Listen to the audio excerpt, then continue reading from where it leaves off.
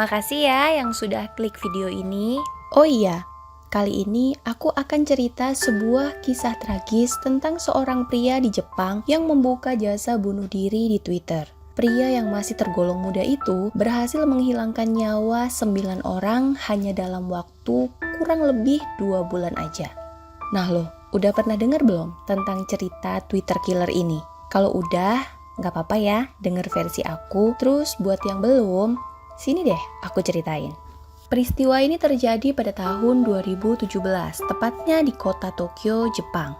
Nama pemuda itu adalah Takahiro Shiraishi. Di sini aku nyebutnya Hiro aja ya. Nah, jika dilihat sekilas, nggak ada yang aneh dari sosok Hiro. Dia bahkan terkenal ramah dan riang di kalangan para tetangga serta teman-temannya. Makanya, saat kasus mengerikan ini terkuak, orang-orang terdekat Hiro benar-benar terkejut dan nggak nyangka banget. Karena Hiro di mata mereka ya biasa aja, layaknya pemuda normal yang gak banyak tingkah.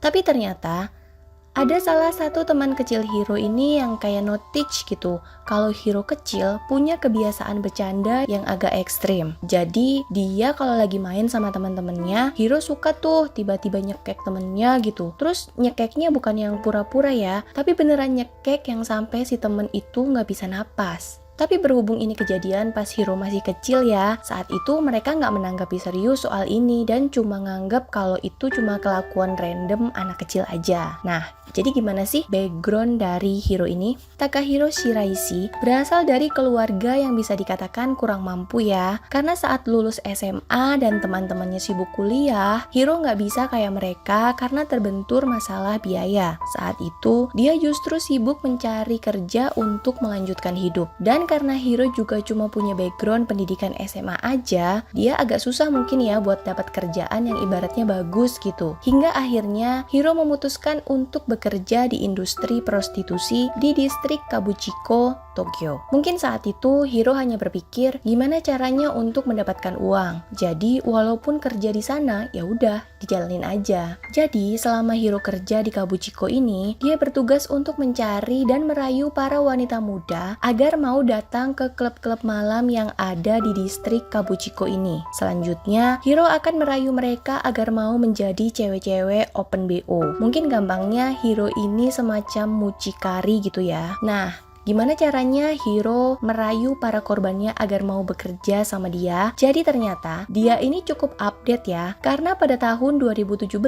media sosial Twitter ini lagi happening banget. Si Hiro pun memanfaatkan Twitter sebagai ajang tempat dia merayu para korbannya. Tapi sialnya, pada bulan Februari tahun 2017, aksi Hiro ini ketahuan sama polisi. Hingga akhirnya dia ditangkap dan dijerat kasus prostitusi anak di bawah umur. Karena memang para korbannya kebanyakan adalah cewek-cewek di bawah umur yang rata-rata masih murid-murid SMA. Nah, tapi karena prostitusi di Jepang itu kayak hal biasa ya, kasus Hiro ini juga dianggap tidak begitu serius, sehingga Hiro hanya mendapatkan hukuman percobaan aja dan bebas lagi. Setelah bebas, Hiro tentu saja nggak nerusin kerjaan lamanya ya, soalnya lumayan berisiko ketangkep lagi. Kasarnya sepak terjang Hiro di dunia prostitusi itu kan udah kecium sama polisi ya, kemungkinan ketahuan dan ditangkapnya lagi juga lebih besar dan dia nggak mau ambil resiko itu. Tapi berhubung dulu si Hiro ini udah akrab banget sama dunia Twitter dan rayu-merayu para cewek, Hiro pun mempraktekannya lagi tapi tujuannya beda. Tepatnya pada bulan Maret tahun 2017, Hiro kembali terjun ke dunia Twitter dan membuat 5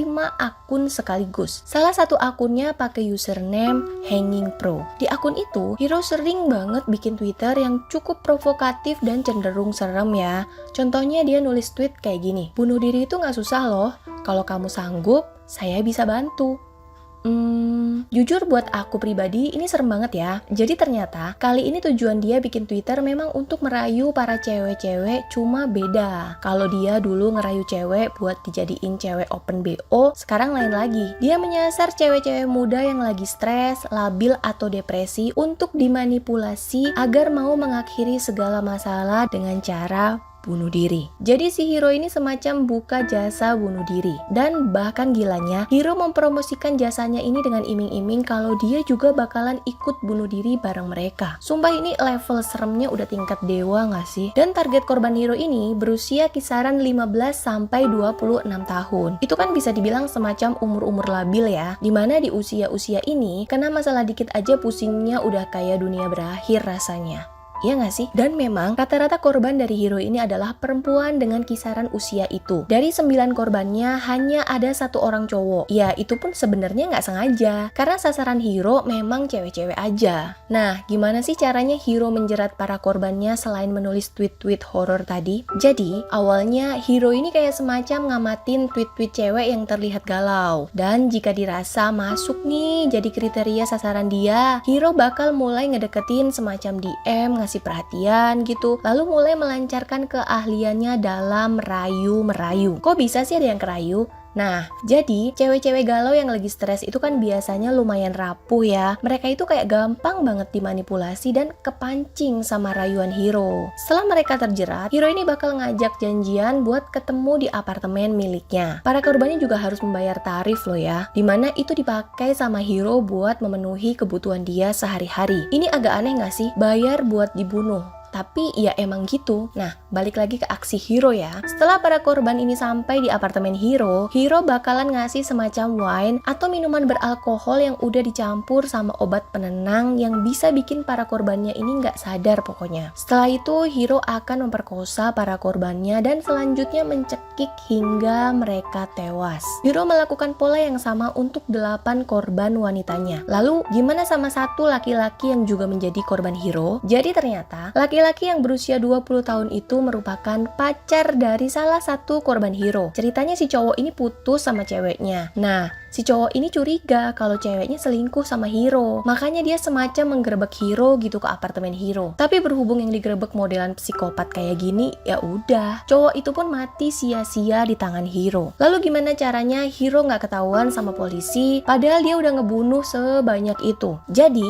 Hiro ini emang sadisnya nggak main-main ya. Setelah dia memperkosa lalu mencekik korbannya hingga tewas dan memastikan kalau korbannya ini benar-benar udah meninggal, Hiro kemudian memutilasi tubuh mereka. Gak cukup di situ, karena setelah dimutilasi, daging para korban itu kayak disayat-sayat, dipisahin dari tulangnya, lalu sayatan daging itu bakalan dia buang ke tempat pembuangan sampah. Sementara tulang-tulangnya termasuk tulang tengkorak para korbannya gak ikut dibuang, tapi dimasukkan ke dalam semacam box kontainer gitu, lalu disimpan di freezer yang ada di apartemennya. Hiro ini cukup cerdik ya, jadi emang sengaja begitu. Kalau dibuang sayat-sayatan daging kan orang nggak curiga kalau itu daging manusia ya. Terus dia juga meletakkan kotoran kucing di atas plastik berisi daging itu buat nyamarin bau anyir si daging. Nah, mereka yang menemukan mungkin hanya menganggap kalau itu adalah daging busuk dari ayam atau hewan lain, karena kan hanya sayatan-sayatan daging ya. Tapi beda cerita kalau daging itu plus tulangnya juga. Wah, pasti langsung ketahuan. Soalnya kan tulang manusia itu gede ya. Orang yang nemuin juga pasti langsung ngeh. Apalagi kalau bagian tengkorak, ya kan? Hiro terus melakukan aksi brutalnya ini dari mulai bulan Agustus sampai bulan Oktober 2017. Jadi,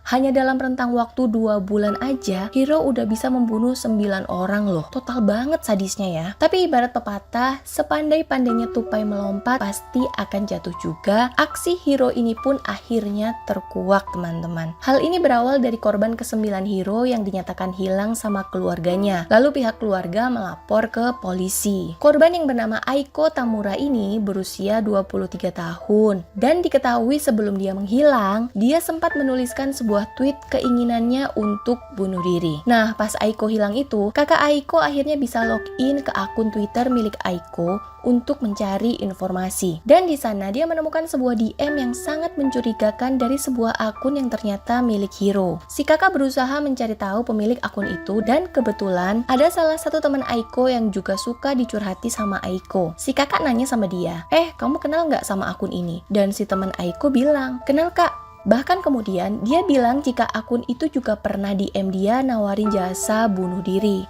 Nah, makin curiga dong. Akhirnya si kakak menyusun sebuah skenario untuk menjebak pemilik akun. Gimana caranya?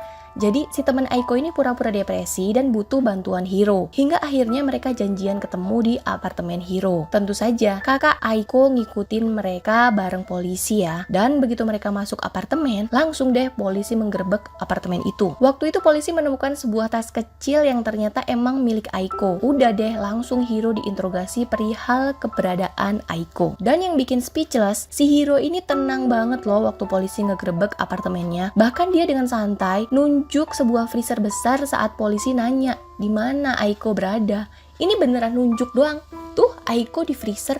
Gitu. Serius horor banget gak sih ini orang? Terus pas polisi buka itu freezer, tara! Ada ratusan tulang manusia yang dihitung total ada 240 tulang dan 9 tulang tengkorak manusia. Polisi aja syok loh lihatnya. Kejadian ini bahkan membuat gempar Jepang waktu itu dan media Jepang pun menyebut apartemen Hiro sebagai rumah horor. Saat ditangkap, Hiro juga cukup kooperatif serta langsung ngaku kalau memang dia yang membunuh ke-9 mayat yang ada di freezernya itu. Dia merinci jika awal mulai membunuh para korbannya itu pada tanggal 22 Agustus 2017. Dia juga membutuhkan waktu 3 hari untuk menyayat dan mencincang tubuh satu korbannya sampai siap untuk dibuang. Sebelum diadili, Hiro sempat menjalani tes psikologi selama 5 bulan karena dikhawatirkan dia mengidap semacam gangguan jiwa, makanya sampai melakukan hal gila kayak gini. Tapi ternyata secara psikologi dia stabil loh. Nggak gila, jadi ya proses hukum bisa langsung lanjut lagi. Dan yang cukup mengejutkan selama proses pengadilan ini berlangsung, hakim kan mau memvonis Hiro buat dihukum mati aja ya. Tapi kuasa hukum Hiro memberikan statement jika apa yang Hiro lakukan ini berdasarkan persetujuan para korban yang emang pengen bunuh diri. Jadi si kuasa hukum menganggap Hiro nggak pantas dihukum mati. Nah, pas hakim lagi mempertimbangkan lagi hukuman Hiro nih, si Hiro malah ngaku kalau dia ngebunuh para korbannya itu tanpa persetujuan para korban. Bahkan dia juga bilang kalau salah satu korbannya dibunuh pas dia lagi tidur. Bingung lagi kan hakimnya, jadi mereka musyawarah lagi lah untuk menentukan hukuman apa sih yang pantas buat Hiro gitu. Karena itulah proses pengadilan kasus Hiro ini cukup panjang dan melelahkan ya. Yang mengejutkan lagi, Hiro ini malah ngeluh, bilang kalau udahlah hukum mati saya aja, lama banget sih. Gitu masa. Hiro juga bilang kalau dia sama sekali tidak menyesal dengan perbuatannya. Satu-satunya hal yang disesalkan sama dia adalah cara mainnya aja yang kurang cantik, sehingga bikin dia cepet ketahuan. Dia bilang kalau dia nggak ketahuan, dia bakalan terus melakukan aksinya. Aduh.